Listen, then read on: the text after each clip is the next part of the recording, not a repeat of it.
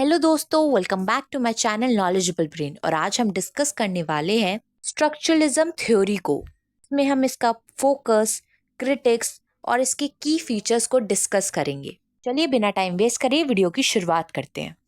दोस्तों, पहले बात करते हैं कि स्ट्रक्चरलिज्म होता क्या है। स्ट्रक्चरलिज्म एक लिटरेरी थ्योरी है जो लैंग्वेज और कल्चर को समझने के लिए डीप एनालिसिस करता है।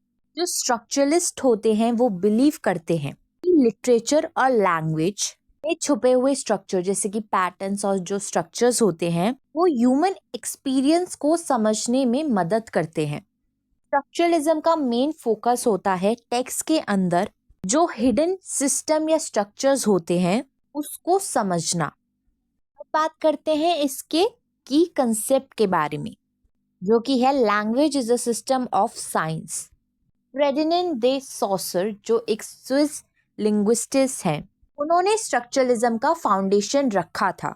उनका कहना है कि लैंग्वेज एक सिस्टम है जो साइन से, सिंबल से बना है। साइन में होता है सिग्निफायर और सिग्निफाइड। सिग्निफायर का मतलब है वर्ड या साउंड, वहीं पर सिग्निफाइड का मतलब है इमेज और मीनिंग। फ्रेडिनेंड के अकॉर्डिंग मीनिंग का डिटर्मिनेशन साइंस पर ये रिलेशनशिप पर होता है, ना कि किसी फिक्स इनहेरेंट मीनिंग पर। अब बात करते हैं की स्ट्रक्चरलिस्ट आइडियाज की। पहला है बाइनरी अपोजिशन। स्ट्रक्चरलिज्म के अकॉर्डिंग हम जो भी चीजों को समझते हैं वो बाइनरी अपोजिशन के बदौलत समझते हैं। ये बाइनरी अपोजिशन हमारे समझ को स्ट्रक्चर देता है। बाइनरी अपोजिशन एग्जाम्पल से समझते हैं, जैसे कि मेल और फीमेल, कल्चर और नेचर, इवल और गुड, यानी कि उसका अपोजिट क्या होता है। इन अपोजिशन को समझकर हम अपनी कल्चरल और सोशल अंडरस्टैंडिंग को डेवलप करते हैं। नेक्स्ट आइडिया है text as a network of sign, यानी कि टेक्स्ट को एक नेटवर्क की तरह समझा जाता है जिसमें मल्टीपल लेयर्स होती हैं। हर एलिमेंट एक दूसरे एलिमेंट से रिलेटेड होता है। एग्जाम्पल, एक नॉवल में थीम्स हो गए, कैरेक्टर्स हो गए, बैकग्राउंड हो गया, ये सब एक चीज एक दूसरे से कनेक्टेड रहते हैं और इन्हीं कनेक्शन के थ्रू एक मीनिंग क्रिएट हो पाता है। नेक्स्ट आइडिया है स्ट्रक्चर एनालिसिस ऑफ मिथ। दिया है क्रिटिक क्लॉड लेवी ने। उन्होंने मिथ को एनालाइज किया है और उनमें स्ट्रक्चरल पैटर्न्स को देखा है। उन्होंने कहा है कि हर मिथ, स्टोरी या कल्चर प्रोडक्ट में कुछ कॉमन स्ट्रक्चर्स होते हैं जो हर कल्चर में पाए जाते हैं। एग्जाम्पल, हीरो की जो जर्नी होती है अलग अलग कल्चर में भी सेम ही होती है।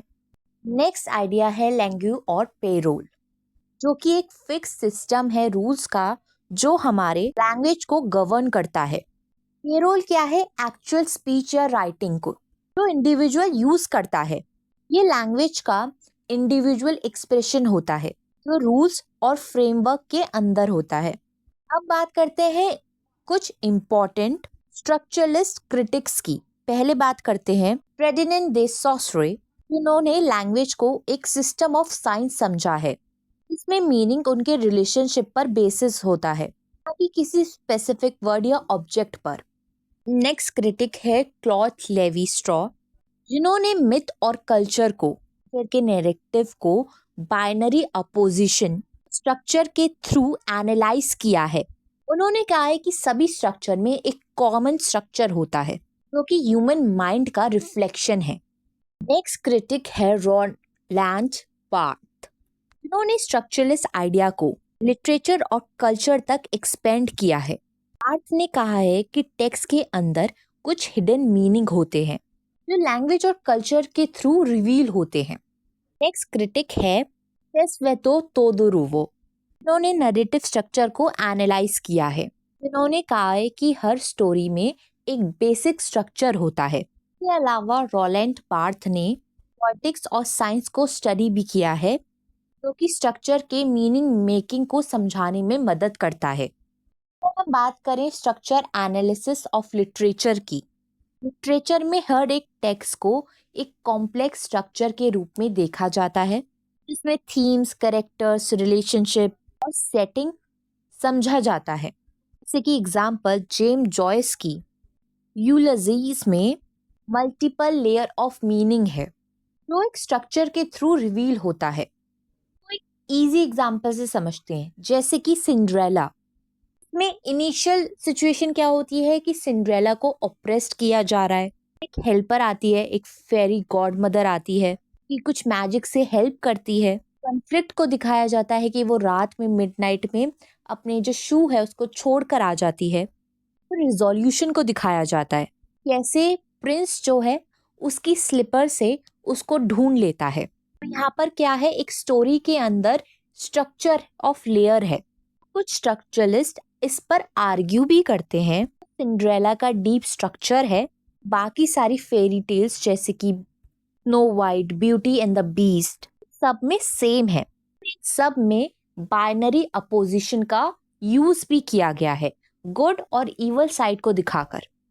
दोस्तों, कुछ क्रिटिक्स आर्ग्यू भी करते हैं कि स्ट्रक्चरलिज्म इंडिविजुअल एक्सपीरियंस को इग्नोर करते हुए सिर्फ बिगर स्ट्रक्चर पर ही फोकस करता है।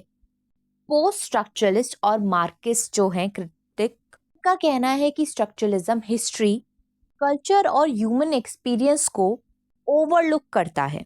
दोस्तों, एक और बार हम स्ट्रक्चरलिज्म को शॉर्ट में समझते हैं। स्ट्रक्चरलिज्म जो है वो लैंग्वेज और कल्चर को देखता है, बेस्ड है लिंग्विस्टिक ऑफ फ्रेडरिक दे सॉसरे पे, जो बताते हैं साइंस के बारे में। और साइन क्या है, सिग्निफायर प्लस सिग्निफाइड, यानी कि वर्ड प्लस इमेज। फेमस जो मोस्ट इम्पॉर्टेंट क्रिटिक हैं वो है क्लॉज लेवी, जिन्होंने बाइनरी अपोजिशन स्ट्रक्चर को एनालाइज किया है। बार्ट ने कहा है कि टेक्स्ट के अंदर कुछ हिडन मीनिंग होते हैं, और तोदरू ने नरेटिव स्ट्रक्चर को एनालाइज किया है। आई होप आपको स्ट्रक्चरलिज्म का कॉन्सेप्ट समझ में आ गया हो। और वीडियोस देखने के लिए हमारे चैनल को लाइक करें, शेयर करें और सब्सक्राइब करना ना भूलें। नेक्स्ट वीडियो में हम पोस्ट स्ट्रक्चरलिज्म को डिस्कस करने वाले हैं, और उसी वीडियो में हम स्ट्रक्चरलिज्म और पोस्ट स्ट्रक्चरलिज्म के डिफरेंस को समझेंगे।